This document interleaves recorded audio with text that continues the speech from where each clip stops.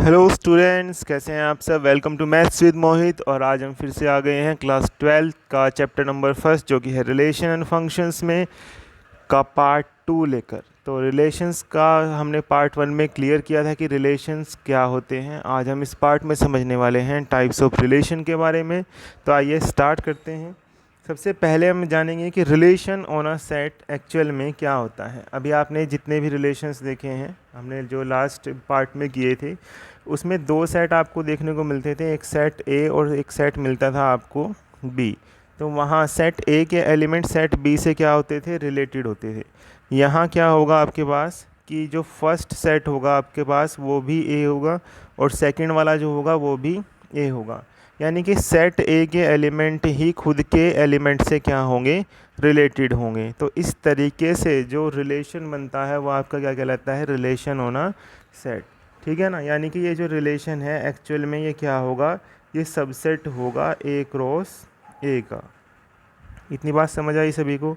अब देखिए नेक्स्ट, देखिए अब नेक्स्ट टॉपिक है आपका डोमेन एंड रेंज। आपने देखा होगा जब भी हमारे पास कोई रिलेशन आता है, मान लीजिए हमारे पास एक रिलेशन है, हम इसको आर लिख रहे हैं और इसके अंदर के जो एलिमेंट्स हैं वो कुछ इस तरीके से हैं, 1,2, फिर आ गया आपके पास 3,2 और आ गया आपके पास 2,3। तो रिलेशन के ऑर्डर्ड के अंदर जितने भी ऑर्डर्ड पेयर हैं उनके फर्स्ट एलिमेंट का सेट ही क्या कहलाता है, आपका डोमेन कहलाता है। यानी कि आपके पास क्या बनेगा, डोमेन 1,3, और ये वाला आपका 2, ये आ जाएगा आपका डोमेन डी। अब बात करें रेंज की, तो रेंज क्या होता है आपके पास, ये देखो यहाँ पर डेफिनेशन में ये लिखा भी है कि the set of all first elements of the ordered pair in are. Relation के अंदर जो ऑर्डर्ड पेयर बनते हैं और उन ऑर्डर्ड पेयर में भी जो फर्स्ट एलिमेंट होगा अगर आप उनका सेट बनाएं तो वो डोमेन कहलाता है। उसके बाद जो सेकंड एलिमेंट होते हैं वो आपका बनता है रेंज बन जाता है। जैसे अभी हमने एक एग्जांपल लिया था, उसमें ऑर्डर्ड पेयर में एक सेकंड एलिमेंट भी तो था, तो अगर उन्हीं सेकंड एलिमेंट को मिलाकर आपका क्या बना दिया जाए, सेट बना दिया जाए, तो वो रेंज निकल जाती है आपकी। इतनी बात समझ आई। उसके बाद हमारे पास जब दो सेट होते हैं, मान लीजिए एक रिलेशन डिफाइंड है आपका किस पर, एक रिलेशन है जो कि ए क्रॉस बी का क्या है, सबसेट है। तो हमारे पास दो सेट आ गए, सेट ए और सेट बी। ठीक है ना। तो ये जो कंप्लीट सेट बी है इसको कोडोमेन कहा जाता है, कोडोमेन। यानी कि जो होल सेट बी है आपका क्या कहलाएगा, कोडोमेन कहलाएगा। इतनी बात क्लियर हुई। उसके बाद हम आ जाते हैं अपने टॉपिक पर, जो कि है आपका types of relation. Types of relation में हमने लास्ट वीडियो में भी एक एग्जांपल किया था। देखो मान लीजिए हमारे पास एक सेट है 1,2 जिसके अंदर एलिमेंट हैं, सेट को हमने नाम दे दिया सेट ए। अब इस सेट ए के कितने सबसेट बन सकते हैं वो हम ध्यान से देखेंगे। एक तो आपका एम्प्टी बन सकता है, यानी कि उसमें कोई भी एलिमेंट ना आ जाए। दूसरा क्या बन सकता है, 1। थर्ड क्या बन सकता है, 2। और फोर्थ क्या बन सकता है, 1,2। अब देखो यहीं से टाइप्स ऑफ रिलेशन आपको क्लियर हो जाएगा, क्योंकि रिलेशन एक्चुअल में क्या है, रिलेशन एक्चुअल में सबसेट ही तो होते हैं कार्टेशियन प्रोडक्ट के। तो जो सबसेट की प्रॉपर्टी होगी वही रिलेशन का यहाँ पर नाम आ जाएगा। अब देखो हमने फर्स्ट सबसेट की बात करी, ये क्या है आपके पास, एम्प्टी है, इसके अंदर तो कोई भी एलिमेंट नहीं है। तो यानी कि ऐसा सबसेट जिसके अंदर कोई एलिमेंट प्रेजेंट ही ना हो, यानी कि अगर आपके पास कोई भी एलिमेंट किसी दूसरे एलिमेंट से रिलेट नहीं करता है तो वो क्या कहलाता है, एम्प्टी और वॉइड रिलेशन कहलाता है। जैसे फॉर एग्जांपल हमने यहाँ पर लिया भी है कि हमारे पास सेट ए के अंदर एलिमेंट कितने हैं, 1,2,3, और हम इस तरीके से एक सेट रिलेशन डिफाइन करें जिसके अंदर ए बी टाइप के एलिमेंट हो, लेकिन ए और बी को माइनस करने पर रिजल्ट क्या मिले, 4। तो अब यहाँ पर चेक कीजिए, क्या सेट ए में ऐसे कोई दो एलिमेंट हैं जिनको माइनस करने पर 4 मिले, तो ऐसा तो पॉसिबल नहीं है। जैसे आपने लिया 1 और 2, अगर आप 1 और 2 को रिलेशन में लेकर जाएंगे तो 1 - 2 कितना आना चाहिए, 1 - 2 आपका 4 आना चाहिए, लेकिन ऐसा तो पॉसिबल नहीं है। तो इसका मतलब ये जो रिलेशन आप यहाँ पर बना रहे हैं ये कैसा रिलेशन है, वॉइड रिलेशन है या फिर एम्प्टी रिलेशन इसको कहा जाएगा। उसके बाद यूनिवर्सल रिलेशन। यूनिवर्सल रिलेशन का क्या मतलब हुआ, अगर आपका सिंपल लैंग्वेज में हम समझेंगे, अगर आपका रिलेशन इक्वल हो जाए ए क्रॉस ए के, यानी कि जो कार्टेशियन प्रोडक्ट है उसी के ही इक्वल रिलेशन हो जाए, तो उस रिलेशन को हम यूनिवर्सल रिलेशन के नाम से जानते हैं। जैसे फॉर एग्जांपल हमने यहाँ लिया है कि एक सेट है जिसके अंदर एलिमेंट है 1,2,3 और एक रिलेशन हमने इस तरीके से डिफाइन किया है कि a माइनस बी करने पर और उसका मोड लेने पर हमेशा ग्रेटर दैन इक्वल्स टू 0 आए। तो ये तो इसके अंदर सारे ही एलिमेंट्स आपके पास आ जाएंगे। इसका मतलब ये जो रिलेशन बनेगा वो क्या बनेगा, यूनिवर्सल रिलेशन बनेगा। उसके बाद बात करेंगे आइडेंटिटी रिलेशन की। आइडेंटिटी रिलेशन के अंदर देखिए आप कि एक ऐसा relation in a set is called identity relation if each element of A is related to itself only। यानी कि अगर ऐसा रिलेशन बनाया जाए कि सेट का हर एक एलिमेंट खुद से ही रिलेटेड हो, तो उस रिलेशन को हम आइडेंटिटी रिलेशन के नाम से जानते हैं। इसमें ये ओनली वर्ड है, इस पर ध्यान देना है। यानी कि मान लीजिए आपके पास एक सेट है, यहाँ पर हमने एग्जांपल भी लिया है 1,2, और ये सेट को के लिए हम क्या बनाएंगे, एक रिलेशन डिफाइन करेंगे जो कि हमने यहाँ बनाया है कि 1 जो है 1 से ही रिलेटेड है, 2 जो है 2 से ही रिलेटेड है। तो ये क्या बन जाएगा, आइडेंटिटी रिलेशन। लेकिन अगर 1 1 से रिलेटेड है और 2 2 से रिलेटेड है, और हमने कहा 1 2 से भी रिलेटेड है, क्या यह आइडेंटिटी रिलेशन रहेगा, नहीं रहेगा, क्योंकि हमारे पास हार्ड कंडीशन थी कि एलिमेंट जो है वो सिर्फ अपने आप से ही क्या होने चाहिए, रिलेटेड होने चाहिए। ये आइडेंटिटी रिलेशन नहीं है। अब बात आते हैं जो आपके सिलेबस में है, जिनके बार बार क्वेश्चंस आपको देखने को मिलेंगे, बोर्ड एग्ज़ाम में भी बहुत इंपॉर्टेंस रखते हैं। तो सबसे पहला रिलेशन आता है आपके पास, ये है आपके पास रिफ्लेक्सिव रिलेशन। रिफ्लेक्सिव रिलेशन की डेफिनेशन देखिए, a relation R in a set A is called reflexive if a belongs to r। a belongs to r का क्या मतलब हुआ कि अगर एलिमेंट खुद से ही रिलेटेड हो, ठीक है ना, तो वो क्या कहलाएगा, रिलेशन रिफ्लेक्सिव कहलाएगा। देखो अब आइडेंटिटी रिलेशन और रिफ्लेक्सिव रिलेशन दोनों सेम है, लेकिन दोनों में डिफरेंस क्या हुआ, डिफरेंस आपके पास क्या देखने को मिलेगा कि यहाँ हमने बोला था कि जो एलिमेंट अपने आप से रिलेटेड होंगे वो केवल खुद से ही रिलेटेड होंगे, हमने ओनली वर्ड यूज़ किया था। लेकिन इस केस में आपके पास ऐसा कुछ भी नहीं है।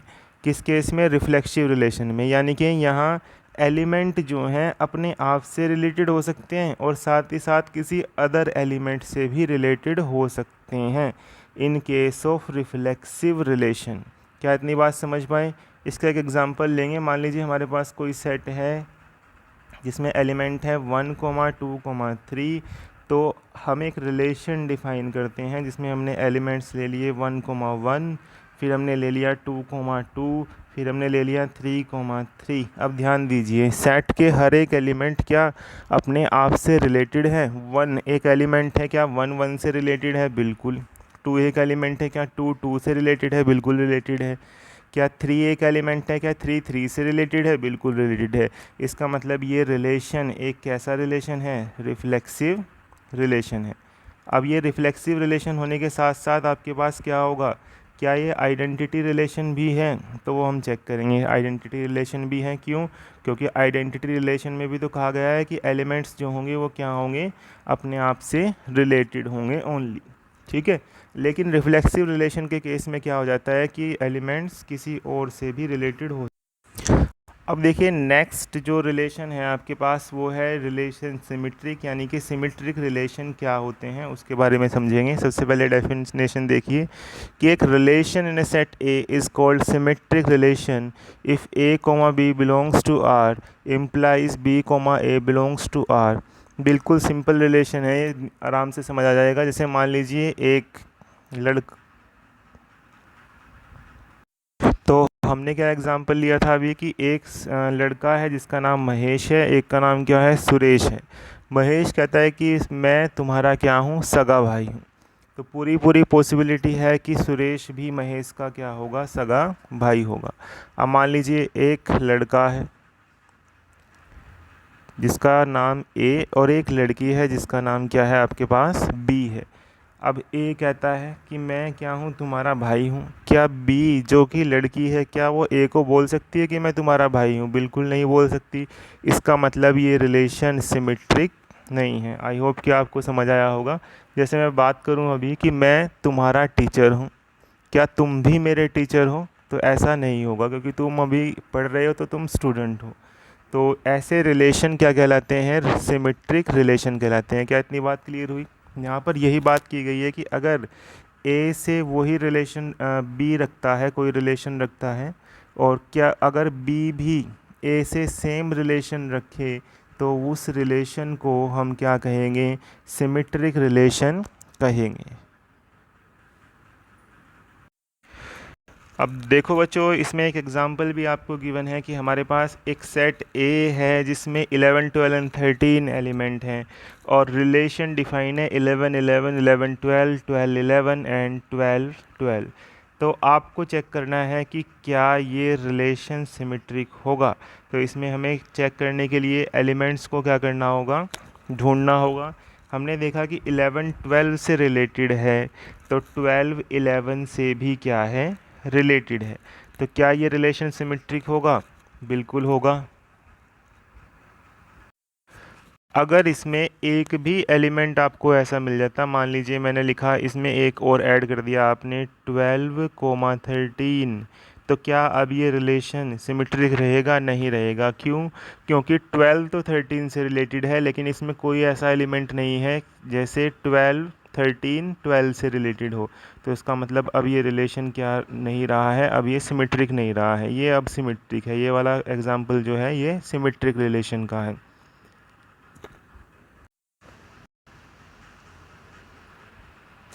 अब देखो बच्चों, आगे नेक्स्ट है हमारे पास रिलेशन जो कि है ट्रांजिटिव। अब सिमेट्रिक रिलेशन को कैसे प्रूव करना है, रिफ्लेक्सिव को कैसे प्रूव करना है, वो आगे जानेंगे। अभी सिर्फ इनकी डेफिनेशन समझिए। Next relation is transitive relation. बिल्कुल आसान रिलेशन है कि अगर आपका ए जो है वो बी से रिलेटेड हो, और बी हमारा रिलेटेड हो सी से, तो इस ये होना चाहिए कि ए सी से भी रिलेटेड हो। इतनी बात क्लियर हुई? तो अगर ऐसा है तो वो रिलेशन क्या कहलाएगा? ट्रांजिटिव रिलेशन कहलाएगा। देखो इसका बिल्कुल सिंपल एग्जांपल देख बताऊंगा मैं आपको। मान लीजिए एक लाइन है आपके पास L1, दूसरी लाइन है आपके पास L2, और तीसरी लाइन है आपके पास L3। तो हम कह रहे हैं कि L1 is parallel to L2। L1 जो है वो L2 के पैरेलल है, और L2 हमारा L3 के पैरेलल है।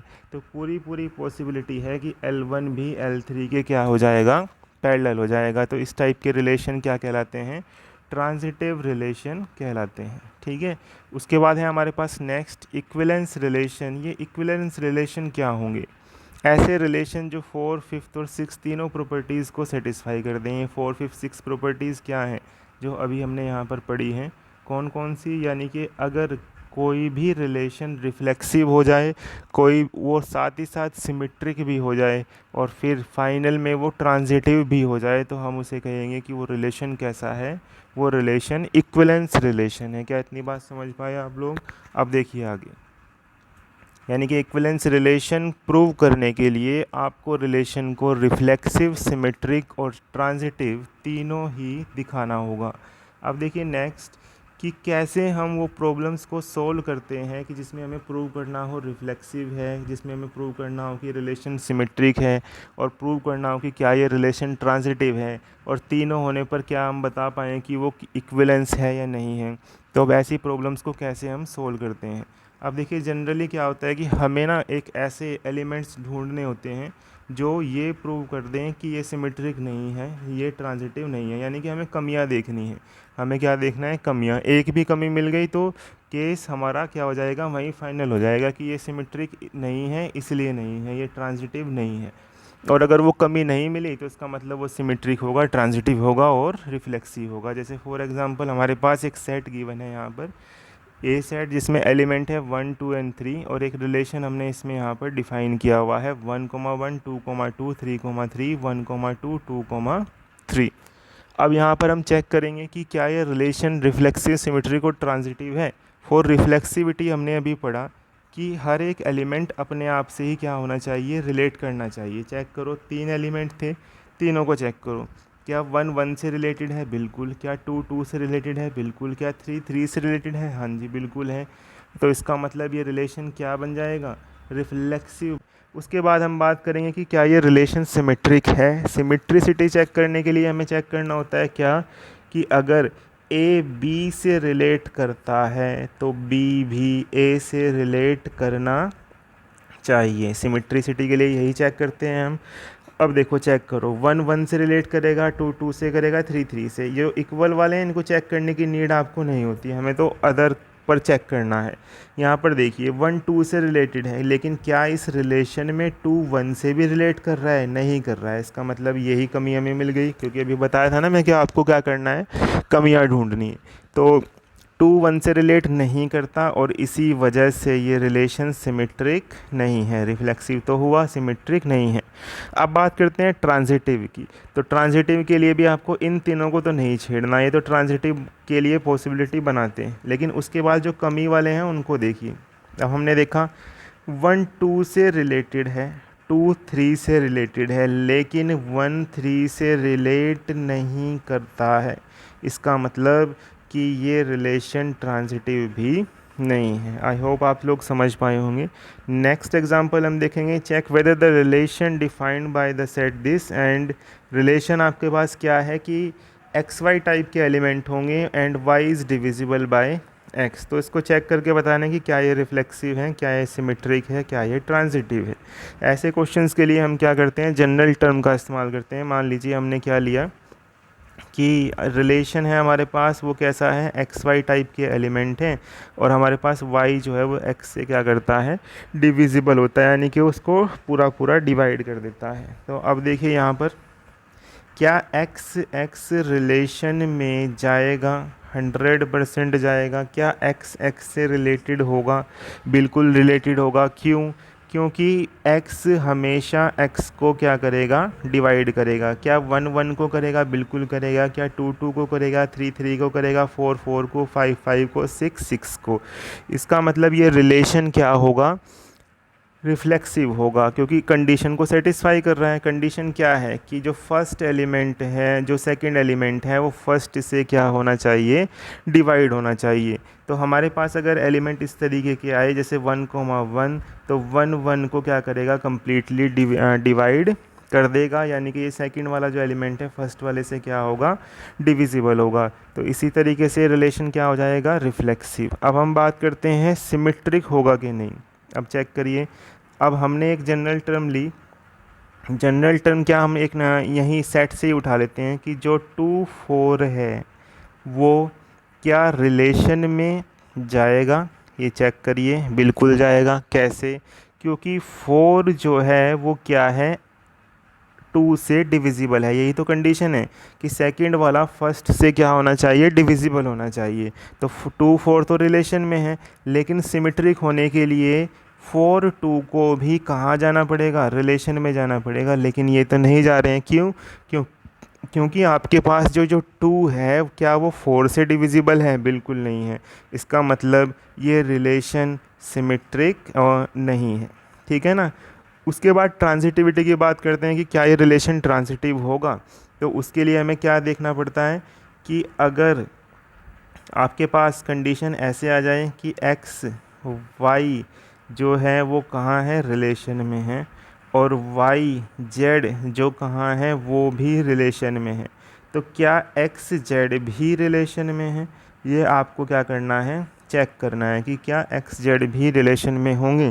तो उसके लिए देखो, ध्यान से देखिए कि अगर आपके पास हमने एक लिया एलिमेंट की 1 2। अब हमने देखा कि जो आपके पास रिलेशन में है वो 2 जो है वो किससे डिविजिबल है, 1 से डिविजिबल है। ठीक है ना। फिर हमने एक नया रिलेशन डिफाइन किया, नया नहीं, एक अदर एलिमेंट लिया 2 4 जो भी आपके पास क्या है, रिलेशन में अभी मौजूद है। ठीक है ना। 1 2 भी रिलेशन में है, 2 4 भी आपके पास क्या है, रिलेशन में है। तो क्या 1 4 भी आपके पास रिलेशन में जाएंगे, बताइए। बिल्कुल जाएंगे। क्यों? क्योंकि आपके पास क्या होगा, 4 जो है वो 1 से डिविजिबल हो जाएगा। इतनी बात समझ आई सभी को। अब देखो आगे, अब नेक्स्ट जो टर्म है आपके पास वो है इक्विवेलेंस क्लास। इक्विवेलेंस क्लास क्या होती है आपके पास एक्चुअल में, देखो यहाँ से हम समझेंगे कि इफ़ आर हमारे पास इक्विवेलेंस रिलेशन, सबसे पहली बात इक्विवेलेंस क्लास नाम है तो उस रिलेशन को इक्विवेलेंस होना ही पड़ेगा उस सेट पर, ठीक है ना। Then set of all those element of A which are related to A is called equivalence class of A. यानी कि इक्विवेलेंस क्लास निकालने के लिए उस एलिमेंट से रिलेट करने वाले सारे एलिमेंट का सेट बनाना पड़ता है। मान लीजिए हमें इक्विवेलेंस क्लास किसकी निकालनी है, ए की निकालनी है, तो ए से रिलेट करने वाले जितने भी एलिमेंट होंगे उन सब का सेट ही क्या कहलाएगा, इक्विवेलेंस क्लास कहलाएगा। जैसे फॉर एग्ज़ाम्पल हमने एक एग्ज़ाम्पल लिया यहाँ पर, एग्ज़ाम्पल देखिए कि एक ए सेट है हमारे पास जिसमें एलिमेंट है 0 1 2 3 4 5 और रिलेशन है a, b two divides a minus b, तो हमें 0 के इक्विवेलेंस क्लास यहाँ पर निकालने हैं। अब देखो ध्यान से देखना, जिसका भी इक्विवेलेंस क्लास निकालना हो उसको पहले उसमें रख देना है। जैसे a तो है हमारे पास कितना मिल गया आपको, 0 मिल गया, a की जगह हमने क्या रख दिया 0, तो यहाँ भी कितना रख दिया 0, तो इस रिलेशन में इसको रखा 0 b टू डिवाइड्स 0 b, यानी कि 2 डिवाइड्स माइनस बी। अब देखो ध्यान से b की जगह आप कौन कौन से नंबर इस सेट से ला सकते हैं, ऐसे नंबर लाने हैं ना जो 2 से डिविजिबल हों। अभी हमने यही तो देखा कि 2 क्या करता है, b को डिवाइड करता है, तो b की जगह आप कौन कौन से नंबर ले सकते हैं, 0 ले सकते हैं, उसके बाद आप क्या क्या ले सकते हैं, 0 ले सकते हैं, 2 ले सकते हैं, 4 ले सकते हैं, क्योंकि 2 से तभी तो ये डिविजिबल होंगे। तो इसका मतलब 0 की जो इक्विवेलेंस क्लास होगी वो क्या होगी, 0 2 4, यानी कि 0 0 से रिलेटेड है, 2 से रिलेटेड है और 4 से रिलेटेड है। आई होप आपको ये सब समझ आया होगा। तो अगर वीडियो पर ज़रा भी पसंद आई तो लाइक कीजिए और कमेंट ज़रूर कीजिए कि आपको कोई कन्फ्यूज़न है या फिर आप नेक्स्ट वीडियो में क्या चाहते हैं, और चैनल को सब्सक्राइब कीजिए।